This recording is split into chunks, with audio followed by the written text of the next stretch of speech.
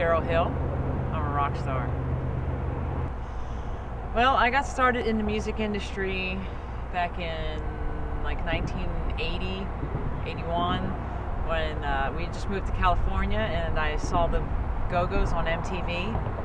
And I was always musical my whole life, but I didn't realize I could do it as a career.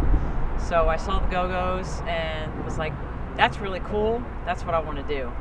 So I put down my alto saxophone and had my parents buy me a drum set and started playing drums, and told everybody in my 8th grade class I was going to be the Go-Go's next drummer. I went from drums to guitar in about 1985 when me and my best friend, we would get together and jam. She played guitar, and we would jam on like Metallica songs and stuff like that. And I was still into punk rock, and she was into metal, and so she was kind of introducing me to metal, and I was introducing her to punk. And so we would go jam on these songs together. And I asked her to show me some stuff on guitar, and she showed me a bar chord, and that was it. And I was like, oh, this is so cool, you know? And I just started writing songs and figuring out riffs and stuff. And it's like, you know, guitar's much easier than drums. You know, you don't have all this equipment to lug around, and you know, it's just like a guitar and an amp, and you're ready to go. For drums, it's like 5,000 things, and it's heavy, and it's bulky, and it's big. And I was like, yeah, I don't need the drum thing, you know? So guitar was more my thing. Plus, I'm a writer. So it's easier to write songs when you play guitar than playing drums. Early influences would be like early Metallica. Queensryche's like my all-time favorite band. Early 80s metal like Ozzy and Dio and Black Sabbath, stuff like that. Nowadays it's more kind of like, I guess they call it like modern rock, like Breaking Benjamin, Live,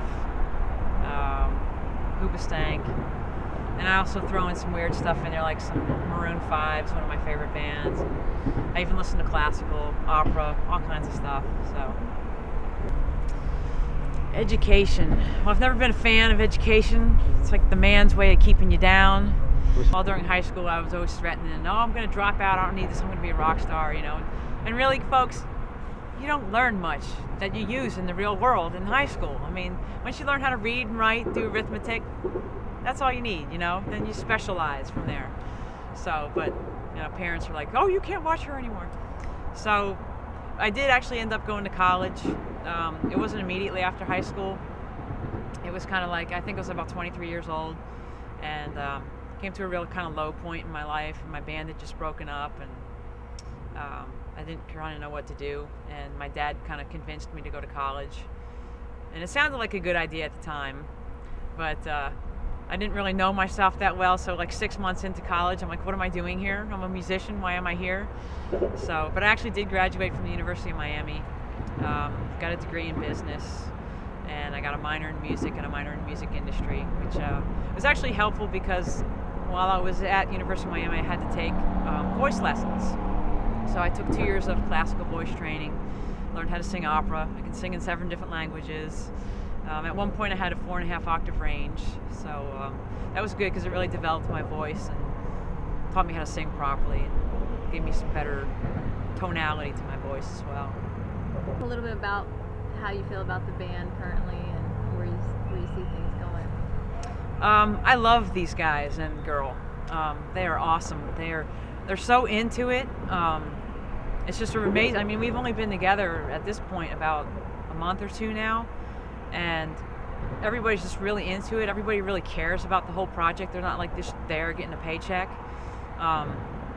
You know, Uli, the guitar player, he's really big into making sure our backing vocals sound good. And if we get done playing a song and it didn't sound right to him, he'll stop it and be like, hey, let's work on that part right there, and we'll really work on it until it's just really sounding really good. Same with guitar parts. And you know, we actually showed up at rehearsal one day like 2 hours early just so we could work on making sure both of our guitar sounds meshed with one another. So that was really cool because I've never had a band be that into it. Even when, like, back in the day when I was part of a band, we were never that concerned with, you know, what we sounded like and how it all mixed together. We would just show up and play the songs, and that was it, you know. So it's really cool to have people really be into it on that deep of a level and really care and want to be a part of it and go forward with it. Like, we're going to be writing songs together soon, and you know, it's a really collaborative effort. Even though it's like Cheryl Hill, it's still like a band. That's just the name of the band. What are some of the things that you look forward to with this band? Rocking the world, going on tour. Definitely, I think it's going to be very fun with these guys, and just doing more stuff like this, more videos, and How has this video experience been for you? It's been fun. It's really cool. I mean, it's cold, so I'm not enjoying that. But the whole process has been really fun. Everybody's had a good time. I have lived all over the place. I'm a corporate brat. My dad works for the man, I won't mention any names, one of the big oil companies. And so with that, you travel all around. So since basically 5th grade, I've been traveling. I went to school in London during 5th grade. I've lived in California, Idaho, Texas, Florida, New Jersey, New York City, all over the place. Been all over the place, traveled a lot. It's really fun to travel and I enjoy it. So music experiences, well, I got into my professional career when we moved to California in 1980.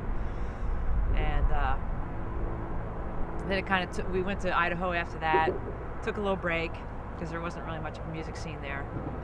Going to Idaho after California, what was that about? That was one of my dad's job transfers, like job transfer number 10,000. And that wasn't a good thing. I ended up basically taking it really hard because right before we left, I had just gotten into a band, a punk band, Private Outrage, and we were starting to play around the San Francisco Bay Area. And then my dad's like, "Oh, guess what? We're moving to Idaho." So when we got there, I was like 15 years old or something, and I saw this bus for sale. So I was gonna like buy this bus and go drive back to California and live in this bus, you know. But I ended up in rehab instead. I've been sober about a little over 2 years. I was basically a big old pothead, although in my younger days I kind of got into some heavier stuff. Basically, when I lived in California, I was party crazy. I mean, every Friday in school we would take a hit of acid, call it Friday, you know, at the beginning of school, you know, 8 a.m. in the morning, we're popping hits of acid in class, jumping out of the class windows at lunchtime and stuff. But yeah, I think that's just, a lot of artists, I think, are like really highly sensitive people, and this is kind of like a difficult world for highly sensitive people to live in. So, you know, we look for an escape or something to just numb everything going on, because it's hard to kind of figure out, especially if you feel like you're alone. Like, I was the only child, and we're moving all the time, so I didn't really have a lot of friends. I'd make a friend, and then I'd have to leave a friend, and so I was always picking up. So the two constants I had in my life were music and drugs. So, you know, one was destructive and one wasn't. So, but then I'm also an addictive personality, so I start something and I go, you know, and I don't stop until it's like, you know, rock bottom kind of thing. So I just finally, you know, a couple years ago was like, you know, what am I doing? I'm like, you know, 30-something years old and I'm still like acting like a teenager here, you know? So it's just time for me to grow up and get serious and become a part of life and look for other ways to escape that are more positive. Kind of on that positive high on life vibe right now. I'm kind of a raw foodist, and that kind of by default sort of brings you to this new spiritual dimension which you never knew existed. Just because you're kind of cleaning out your insides by eating so pure, other stuff starts coming to you that you didn't even know existed, and kind of this whole like centering and inner peace comes about you, which is kind of an unexpected thing. I kind of just got into it for health reasons, and then all this other stuff started coming, so it's kind of cool. But now it's kind of awakened me more to, I've always kind of been a spiritual person, you know, I'm always looking for the why and the truth and all that kind of stuff. And now that I'm much clearer, it's easier to find and make sense of stuff. So it's been a nice journey to get back on. You can get a hold of me by going to www.cherylhill.com, and that's CHERYLHILL.com. And I've got my link to my MySpace up there.